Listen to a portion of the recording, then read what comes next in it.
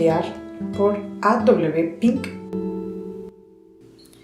Existen algunas ordenanzas exteriores y medios de gracia exteriores claramente implícitos en la palabra de Dios, pero en la práctica tenemos pocos, si acaso algunos, preceptos claros y positivos.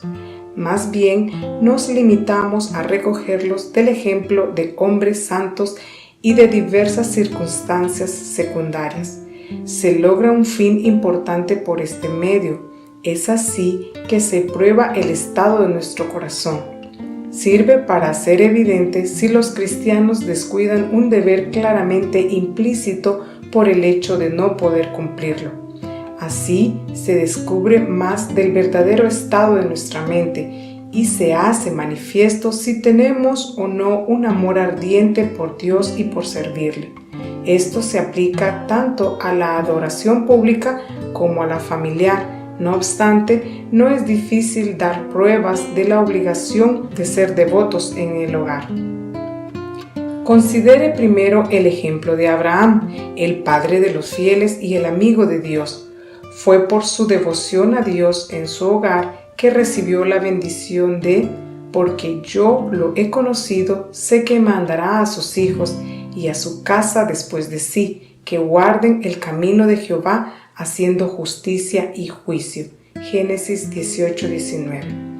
El patriarca es elogiado aquí por instruir a sus hijos y siervos en el más importante de los deberes, el camino del Señor.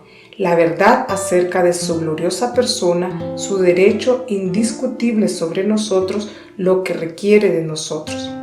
Note bien las palabras «que mandará», es decir, que usaría la autoridad que Dios le había dado como padre y cabeza de su hogar para hacer cumplir en él los deberes relacionados con la devoción a Dios.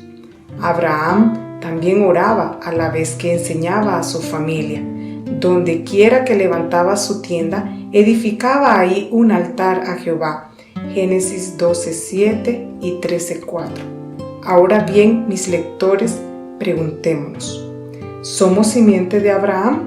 Gálatas 3:29. Si no, hacéis las obras de Abraham, Juan 8:39, y descuidamos el serio deber del culto familiar. El ejemplo de otros hombres santos es similar al de Abraham. Considere la devoción que refleja la determinación de Josué, quien declaró a Israel: «Yo y mi casa serviremos a Jehová». 24:15. No dejó que la posición exaltada que ocupaba ni las obligaciones públicas que lo presionaban lo distrajeran de procurar el bienestar de su familia. También cuando David llevó el arca de Dios a Jerusalén con gozo y gratitud, después de cumplir sus obligaciones públicas, volvió para bendecir su casa. 2 Samuel 6:20. Además de estos importantes ejemplos, podemos citar los casos de Job 1:5 y Daniel 6:9. Limitándonos a solo uno en el Nuevo Testamento, pensamos en la historia de Timoteo, quien se crió en un hogar piadoso. Pablo le hizo recordar la fe no fingida que había en él y agregó: «la cual residió primero en tu abuela Loida y en tu madre Eunice». Con razón pudo decir enseguida: «desde la niñez has sabido las sagradas escrituras». 2 Timoteo 3:15. Por otra parte, podemos observar las terribles amenazas pronunciadas contra los que descuidan este deber.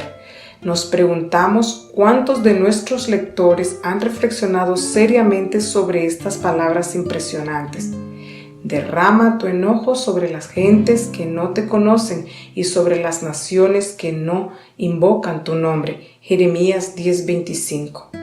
Qué tremendamente serio es saber que las familias que no oran son consideradas aquí iguales a los paganos que no conocen al Señor.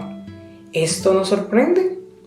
Pues hay muchas familias paganas que se juntan para adorar a sus dioses falsos.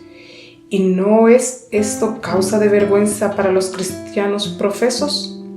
Observe también que Jeremías 10:25 registra imprecaciones terribles sobre ambas clases por igual. Derrama tu enojo sobre. Con cuánta claridad nos hablan estas palabras. No basta que oremos como individuos privadamente en nuestra cámara, se requiere que también honremos a Dios 2 veces cada día como mínimo, de mañana y de noche. Toda la familia debe reunirse para arrodillarse ante el Señor, padres e hijos, amo y siervo, para confesar sus pecados, para agradecer las misericordias de Dios, para buscar su ayuda y su bendición. No debemos dejar que nada interfiera con este deber. Todos los demás quehaceres domésticos deben supeditarse a él. La cabeza del hogar es el que debe dirigir el momento devocional, pero si está ausente o gravemente enfermo o es inconverso, entonces la esposa tomará su lugar. Bajo ningún concepto ha de omitirse el culto familiar. Si queremos disfrutar de las bendiciones de Dios sobre nuestra familia, entonces reúnanse sus integrantes diariamente para alabar y orar al Señor. Honraré a los que me honren, es su promesa. Un antiguo escritor bien dijo: una familia sin oración es como una casa sin techo, abierta y expuesta a todas las tormentas del cielo. Todas nuestras comodidades domésticas y las misericordias temporales que tenemos proceden del amor y la bondad del Señor, y lo mejor que podemos hacer para corresponderles es reconocer con agradecimiento juntos su bondad para con nosotros como familia. Las excusas para no cumplir este sagrado deber son inútiles y carecen de valor. ¿De qué nos valdrá decir cuando rindamos cuentas ante Dios por la mayordomía de nuestra familia que no teníamos tiempo ya que trabajábamos sin parar desde la mañana hasta la noche? Cuanto más urgentes son nuestros deberes temporales, más grande es nuestra necesidad de buscar socorro espiritual. Tampoco sirve que el cristiano alegue que no es competente para realizar semejante tarea. Los dones y talentos se desarrollan con el uso y no con descuidarlos. El culto familiar debe realizarse reverente, sincera y sencillamente. Es entonces que los pequeños recibirán sus primeras impresiones y formarán sus primeros conceptos del Señor Dios. Debe tenerse sumo cuidado a fin de no darles una idea falsa de la persona divina. Con este fin, debe mantenerse un equilibrio entre comunicar su trascendencia y su inmanencia, su santidad y su misericordia, su poder y su ternura, su justicia y su gracia. La adoración debe empezar con unas pocas palabras de oración invocando la presencia y bendición de Dios. Debe seguirle un corto pasaje de su palabra con breves comentarios sobre el mismo. Pueden cantarse 2 o 3 estrofas de un salmo y luego concluir con una oración en que se encomienda a la familia a las manos de Dios. Aunque no podamos orar con elocuencia, hemos de hacerlo de todo corazón. Las oraciones que prevalecen son generalmente breves. Cuídese de no cansar a los pequeñitos. Los beneficios y las bendiciones del culto familiar son incalculables. Primero, el culto familiar evita muchos pecados, maravilla el alma, comunica un sentido de la majestad y autoridad de Dios, presenta verdades solemnes a la mente, brinda beneficios de Dios sobre el hogar. La devoción personal en el hogar es un medio muy influyente bajo Dios para comunicar devoción a los pequeños.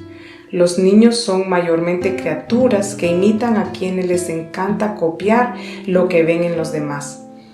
Él estableció testimonio en Jacob y puso ley en Israel, la cual mandó a nuestros padres que la notificasen a sus hijos, para que lo sepa la generación venidera, los hijos que nacerán y los que se levantarán lo cuenten a sus hijos, a fin de que pongan en Dios su confianza y no se olviden de las obras de Dios y guarden sus mandamientos. Salmos 78, 5 al 7. ¿Cuánto de la terrible condición moral y espiritual de las masas en la actualidad puede adjudicarse al descuido de este deber por parte de los padres de familia? ¿Cómo pueden los que descuidan la adoración a Dios en su familia pretender hallar paz y bienestar en el seno de su hogar? La oración cotidiana en el hogar es un medio bendito de gracia para disipar esas pasiones dolorosas a las cuales está sujeta nuestra naturaleza común. Por último, la oración familiar nos premia con la presencia y la bendición del Señor. Contamos con una promesa de su presencia que se aplica muy apropiadamente a este deber. Vea Mateos 18, 19, 20. Muchos han descubierto en el culto familiar aquella ayuda y comunión con Dios que anhelaban y que no habían logrado en la oración privada.